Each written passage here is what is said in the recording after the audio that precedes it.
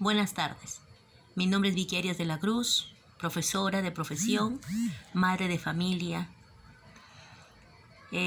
Voy a hablar el día de hoy como se dice, con la mano en el corazón, o con el corazón en la mano. Me siento bastante preocupada y sé que esa sensación, por más que muchos puedan decir que no tienen miedo, que sería una negación a la realidad. Me siento preocupada por la situación de la pandemia a nivel global y lo peor de todo, me siento indignada por un grupo de personas que ponen en riesgo la vida de ellos y de la de los demás, de nosotros. Nosotros sabemos que la pandemia se genera en China. En el año 1970 vino una crisis mundial para China y bueno, pues los gobernantes de la época decidieron decretar la libre caza, el consumo de animales salvajes y también la venta de los mismos. Desde ese momento la población china, con el fin de no morir, comenzaron a comer de todo: serpientes, zorros, mapaches, murciélagos, roedores, insectos y todo lo que nosotros podemos ver en los videos y que ya ustedes lo saben. Pero el problema era que se crean los mercados mojados, donde todos estos animales vivían, ¿no? Eran resguardados en jaulas, con una total cochinada, donde ahí orinaban, defecaban, mataban a los animales, las aguas podridas, servidas, y todo esto se generó una especie de contaminación. Bueno, no soy una investigadora para poder determinar si los chinos, aunque muchos dicen que fueron los norteamericanos los que han creado este coronavirus B-19, para nosotros decir quién es el culpable, ni tampoco nos compete. Pero el impacto de esta epidemia, de esta pandemia, ya proclamada por la Organización Mundial de la Salud en este 2020, entonces nos lleva a hacer ciertos análisis. Y los análisis se ven en la canasta familiar, se ven en los mercados. No hay dinero para muchos que trabajan en el día a día. Las empresas se han paralizado, todo se ha paralizado. Con el decreto de emergencia, con el toque de queda. Entonces la economía también está siendo afectada. Por eso se dice que la pandemia afecta no solamente a la salud pública global y mundial, sino también a la economía, porque va a haber una recesión económica. ¿Y todo esto por qué? Por la lucha de poder. Porque ¿quién quiere liderar, ser la primera potencia del mundo? China o Estados Unidos. Pero dejando de lado todas esas investigaciones que es producto de los investigadores, pasemos al plano de la salud. China ha sido golpeada, su población ha sido diezmada. Luego Italia. ¿Cómo es posible que en un día hayan muerto más de 600 personas? Que se veían salir carros y camionetas de la ciudad de Bérgamo hacia diferentes destinos, conduciendo cajones y cajones de ataúdes, de personas que no tuvieron la oportunidad de despedirse de sus familiares, que muchos de ellos quizás con una tos que comenzó a generalizarse y se provocó en una neumonía, pensaron tal vez me voy a sanar, pero no, se agravaron porque no hay vacuna. No hay vacuna para el coronavirus. Y al final terminaron muertos, donde ni siquiera le pudieron dar una digna sepultura, donde no pudieron despedirse, sino que tuvieron que llevarlos a incinerarlos, a cremarlos. Y luego cuando ya Italia pasa a la fase 4, cuando viene el protocolo de guerra, donde ya los médicos tienen que determinar a quién le van a quitar el respirador. Si a un paciente de 48 años, 50 años, o a alguien de 75, 80... ¿Y acaso esa persona de 75, de 80 años no merece vivir? ¿Acaso esa persona de 75, 80 años que dio tanto por Italia? ¿Quiénes somos los seres humanos para nosotros determinar la vida. Por eso en una parte de la Biblia dice, porque los hombres tomaron la vida de los hombres en sus manos. Y porque se olvidaron de Dios.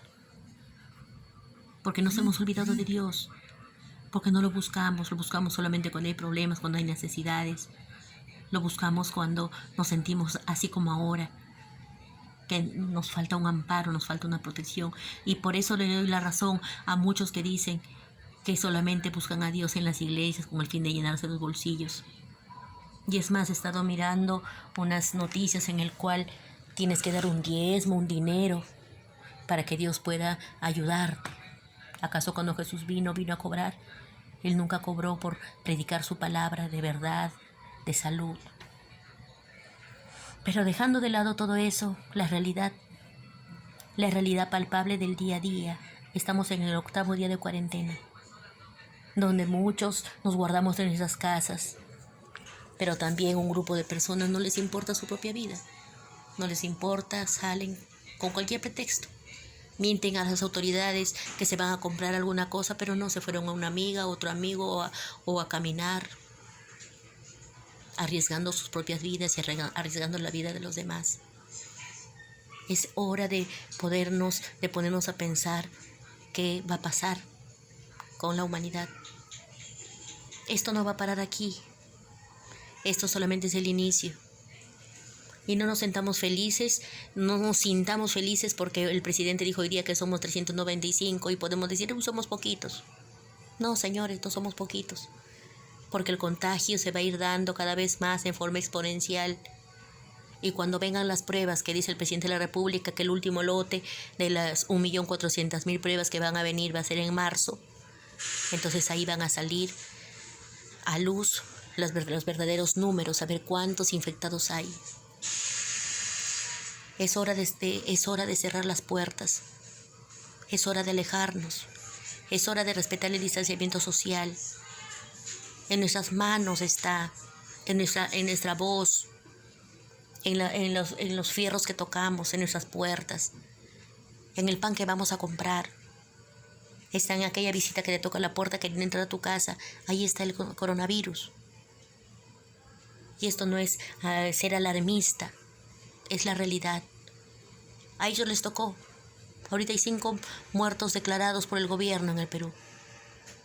Y si tuviéramos la oportunidad de que se levantaran y les preguntáramos si ellos pensaban que iban a ser tocados por el coronavirus, estoy totalmente segura que dijeran que no.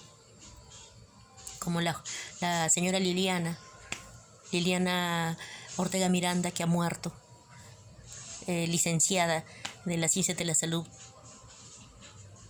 Ingresó por un cuadro de neumonía, de tos, y ya muerta. El otro caso, que había llamado diciendo que se sentía mal, le habían hecho la prueba del psicopado y todo, y al final murió sin saber que tenía coronavirus. Esa es la realidad. ¿Qué podemos hacer? Vivir con esto. El ser humano, como decían los grandes estudiosos, como lo decía Charles Darwin, como lo decía Iván Pavlov, somos seres adaptables, nos adaptamos a todo, señores. Tenemos que repensar, tenemos que cambiar este chip de que no debemos estar aburridos en nuestra casa, tenemos que aprovechar con nuestros seres queridos a comunicarnos. Tenemos que crear actividades, tenemos que respetarnos entre nosotros, no agregar más tensión a la tensión que ya existen para nuestros hijos jóvenes. Tenemos que redescubrirnos, tenemos que reflexionar acerca de tantas cosas, porque no se dan cuenta que el año pasado, como en esta época, estábamos pensando, estoy cansada de tanto trabajo. Yo como profesora escuchaba que mis colegas decían, cuando llega viernes para descansar.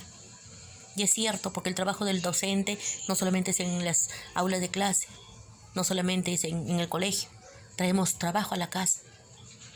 Y ahora, con respecto a nuestro trabajo, ¿qué hace el Ministerio de Educación? Está promoviendo, según las redes sociales, que van a haber clases virtuales. ¿En qué momento se ha capacitado a los profesores? Ahora, si hay profesores que están capacitados, ¿acaso todas las poblaciones de nuestro Perú tienen acceso a las redes virtuales? Entonces, ¿de qué estamos hablando? Queremos hacer las cosas, pero las hacemos mal. Por eso, mi consejo es que comencemos de nuestra casa, comencemos de nuestro hogar. Meditemos en estos días, reflexionemos, llamemos a un diálogo abierto.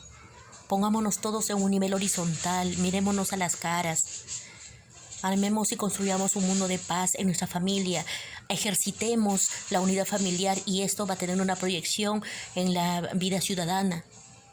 Aprendamos a compartir, que nuestros hijos sepan lo que estamos pasando. Acostumbrémoslos a que se sienten con nosotros a ver las noticias. Porque después de que pase todo esto, debe haber una esperanza. El mundo está siendo tocado. La naturaleza misma nos está dando una lección de vida. Cuando ahora pasan y proyectan las imágenes satelitales, se ve que los ambientes se tornan más azules, el cielo más despejado, las aves comienzan a emigrar en las zonas costeras. En muchos países del mundo se ve que los animales comienzan a salir de sus lugares y comienzan a caminar con una amplia libertad. Y porque el hombre ha avanzado tanto y tanto y tanto, queriendo tener tanto, pero al final se ha destruido. Se ha destruido porque el ser humano lo que quiere es cada vez tener más dinero. Y ese afán de tener más dinero lo ha llevado a olvidarse de sí mismo. En el Foro Económico Mundial que había sido promovido por la asociación, la fundación de Bill Gates con su esposa, donde estuvieron 115 especialistas, representantes y vieron la simulación del virus, de este virus. Pues ¿qué otro virus iba a haber?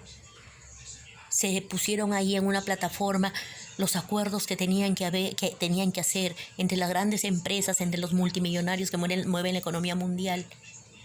Uno de ellos era que entre ellos tenían que ponerse de acuerdo de cómo iban a ser las aerolíneas en caso del virus. Segundo, el manejo de la información, que no llegara la información, pero gracias a las redes sociales se va filtrando la información y por eso ahora nosotros podemos hablar, los que leemos un poquito, podemos hablar acerca de estos casos, de estos temas, con los videos, etc.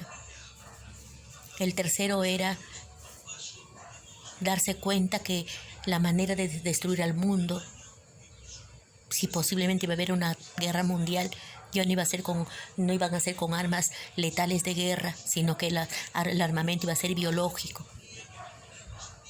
Y eso es lo que se está dando. Hay videos impactantes de pobladores de China que llegaban los militares, los de sanidad, y las personas ya estaban contaminadas en las calles, tiradas, y los arrastraban y muchos morían antes de siquiera subir a las ambulancias. Entonces pongámonos a pensar, la juventud. ¿Por qué la juventud no crea ciencia? ¿Por qué los jóvenes no se sienten capaces de ir descubriendo nuevas cosas? ¿No será porque la educación está mal encaminada?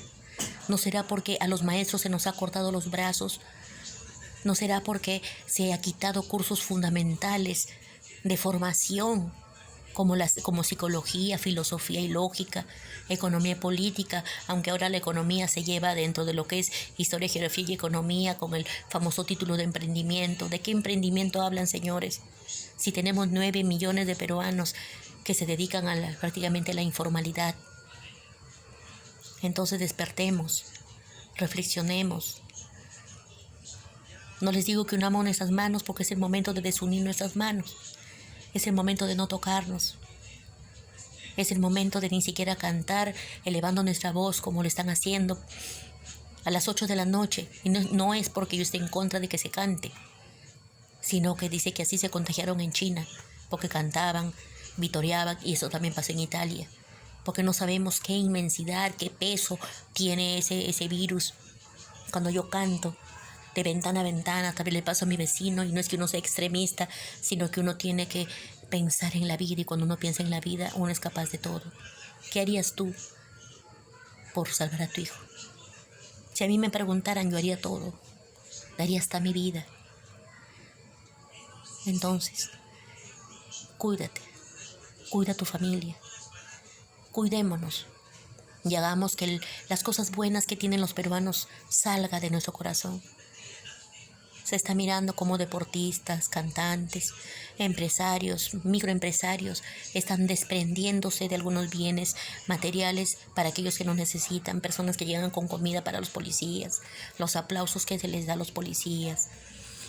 El Perú tiene gente buena, nosotros somos gente buena y sigamos así, porque solamente así vamos a poder sacar lo bueno de nosotros.